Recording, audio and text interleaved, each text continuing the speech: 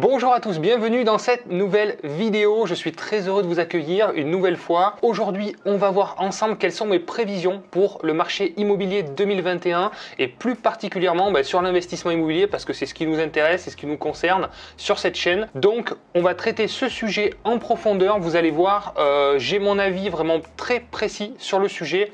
Je vous le donne tout de suite dans cette vidéo. À tout de suite.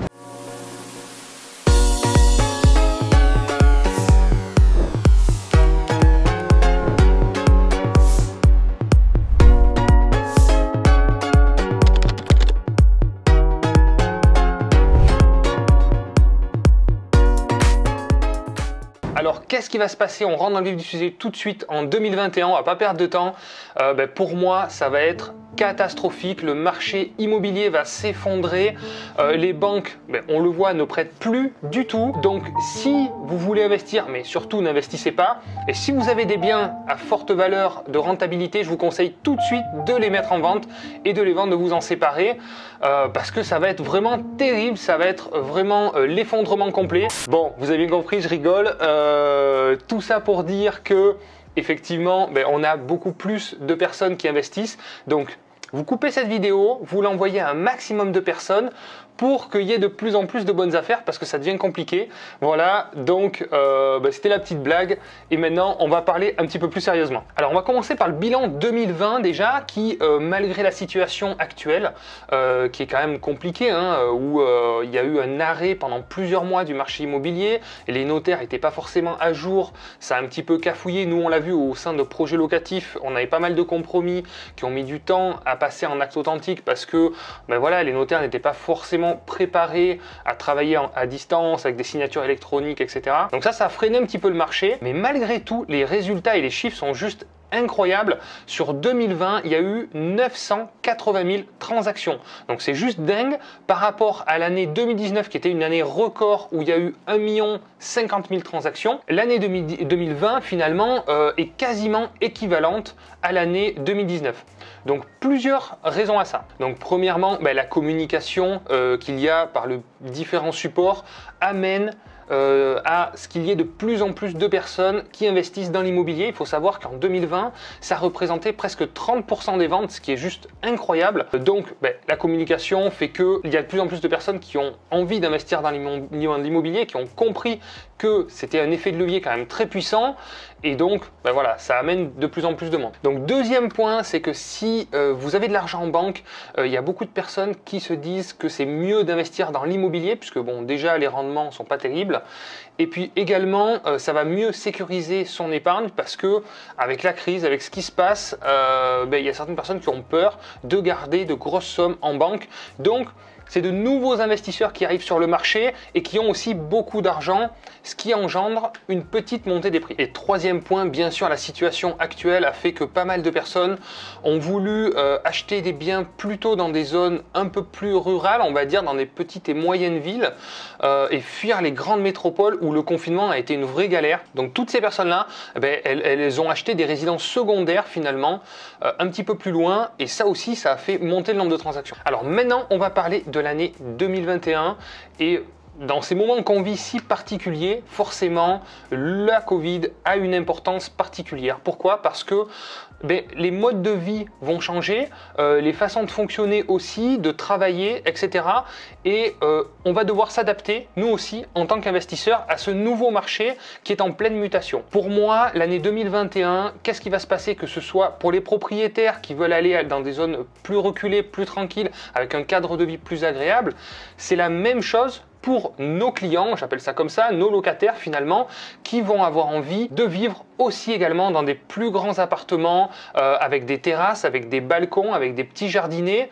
Voilà, pour moi, on va s'orienter avec le temps vers des surfaces de plus en plus grandes et s'éloigner des petites surfaces. Ensuite, deuxième point, pour moi, le marché va se professionnaliser encore plus puisque nous avons de nouvelles normes qui arrivent, les normes d'économie d'énergie, et c'est le cas déjà en 2021, à partir du 1er janvier 2021, un propriétaire bailleur dans certaines zones ne peut plus augmenter le loyer à chaque changement de locataire comme il le veut si le logement est trop énergivore. d'accord. Je vais vous mettre un lien dans la description, vous verrez à la fin de la vidéo, pour que vous puissiez vous renseigner aussi si ça vous intéresse, parce que on est en pleine mutation d'économie d'énergie, mais franchement pour nous, on va dire, ça tombe bien parce qu'on veut faire les choses correctement, on veut proposer des bons logements à nos locataires qui ne payent pas trop, qu'on ait un bon impact sur la planète, etc. Donc nous, c'est parfait.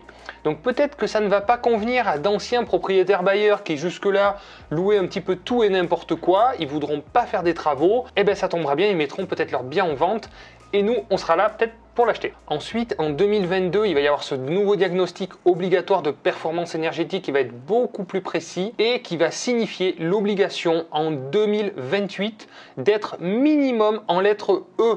Sinon, le logement ne sera pas louable. En 2023, déjà, vous allez avoir un nouveau critère qui va arriver, qui va catégoriser votre logement de décent à partir de la lettre E. Vous pourrez quand même louer, mais on voit bien que la tendance, petit à petit, s'oriente vers l'obligation ferme. Et donc 2028, comme je viens de le dire, interdiction de louer les logements qui sont en F ou G. Donc là, c'est terminé. Si vous n'avez pas fait des travaux de rénovation, c'est fini pour vous. Vous ne pouvez plus louer votre logement. Donc c'est pour ça que c'est assez long, mais il faut commencer à anticiper, surtout qu'il y a pas mal d'aides qui existent. Moi, j'ai fait rénover plusieurs immeubles gratuitement. Donc regardez, par exemple, avec la société IsoInter, qui est présente partout en France. C'est une société qui permet d'isoler les combles, qui permet d'isoler les garages, même pour les propriétaires bailleurs, pour 1 €. Ça ne coûte rien maintenant, puisque c'est eux qui se font payer avec les aides, c'est avec Total, ça marche avec Total, tout ça. Donc franchement, il faut en profiter tant qu'on peut justement avoir cette facilité. Autant en profiter parce que je ne sais pas combien de temps ça va durer. Maintenant, on va parler du crédit en 2021. Qu'est-ce que ça va faire? Est-ce que les taux vont monter? Est-ce que l'accès au crédit va être facile? Ce qui s'est passé déjà en 2020, c'est qu'il y a eu beaucoup plus de refus de prêts. Nous, on l'a vu au sein de projets locatifs, on a eu une augmentation de refus de prêts qu'il n'y avait pas avant parce que les banques demandent de plus en plus d'apports, ont du mal à prêter sur des longues durées sur l'investissement locatif, donc au-delà de 20 ans, c'est clairement très difficile. Je ne dis pas que c'est impossible, mais c'est clairement plus difficile. Les très longs différés sont compliqués aussi à avoir. Donc 2021 va continuer à accentuer la tendance. On est dans cette mouvance où même si le HCSF a un petit peu assoupli les règles puisque il a demandé, le Haut Conseil de stabilité financière a demandé aux banques de prêter sur des durées un petit peu plus longues, jusqu'à 27 ans, et d'assouplir le taux d'endettement jusqu'à 35%, tout en permettant une dérogation de 15% sur ce type de dossier. 15%, ça correspond aux investisseurs d'ailleurs. Donc les personnes qui pouvaient emprunter vont pouvoir emprunter encore plus, et celles qui avaient du mal à emprunter vont avoir encore plus de mal à obtenir leur financement. Donc c'est pour ça qu'en fait, on se professionnalise de plus en plus. Si vous ne l'avez pas fait, je vous invite dans la description, vous avez un lien, je vous donne un guide complet pour votre dossier bancaire. Je vous invite vraiment à le télécharger. Vous allez voir, c'est vraiment pour vous professionnaliser dans votre dossier bancaire, parce que moi, c'est ce qui m'a servi et c'est ce qui m'a permis aussi d'obtenir beaucoup de crédits parce que j'avais vraiment une situation qui n'était pas favorable au niveau des banques, et j'ai dû me professionnaliser au maximum pour les rassurer et surtout leur apporter toutes les réponses dont ils avaient besoin pour me fournir le crédit. Au niveau des taux, je pense qu'ils ne vont pas trop bouger parce que clairement le crédit immobilier tient un petit peu l'économie. C'est ce qui permet justement de dynamiser. On a besoin de dynamiser notre économie parce que franchement elle va très mal. Donc le crédit immobilier, c'est vraiment un acteur puissant, et je ne pense pas que la Banque Centrale Européenne, qui dirige un petit peu les taux, remonte les taux. C'est pas prévu. Donc il y a une très légère remontée des taux là en début d'année, on est en train de s'en apercevoir, mais c'est du 0,10, 0,20%, ce qui franchement pour nous en tant qu'investisseurs ça nous change pas grand chose, hein. On sait très bien que c'est des levées de fonds, c'est des effets de levier, c'est un calcul complet, donc au final ça nous change pas la donne. En ce qui concerne les prix de l'immobilier, je pense que la hausse va continuer à s'accentuer puisqu'il y a eu une hausse principalement sur les villes moyennes, va continuer un petit peu à s'accentuer en 2021 parce que on est de plus en plus nombreux finalement à vouloir investir dans ce type de ville et de biens immobiliers. Donc ça risque de continuer comme ça. Donc je pense qu'en 2021, la rentabilité va légèrement baisser, mais l'autofinancement est encore possible et c'est quand même incroyable d'avoir ce système qui fonctionne encore.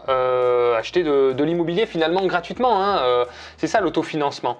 C'est de l'argent qui est emprunté par la banque, qui est remboursé par les locataires, c'est des effets de levier, c'est juste incroyable. Donc nous, ce qu'on constate au sein de projets locatifs, c'est qu'il y a une augmentation des demandes, évidemment, et nos conseillers, effectivement, travaillent de plus en plus en réseau interne.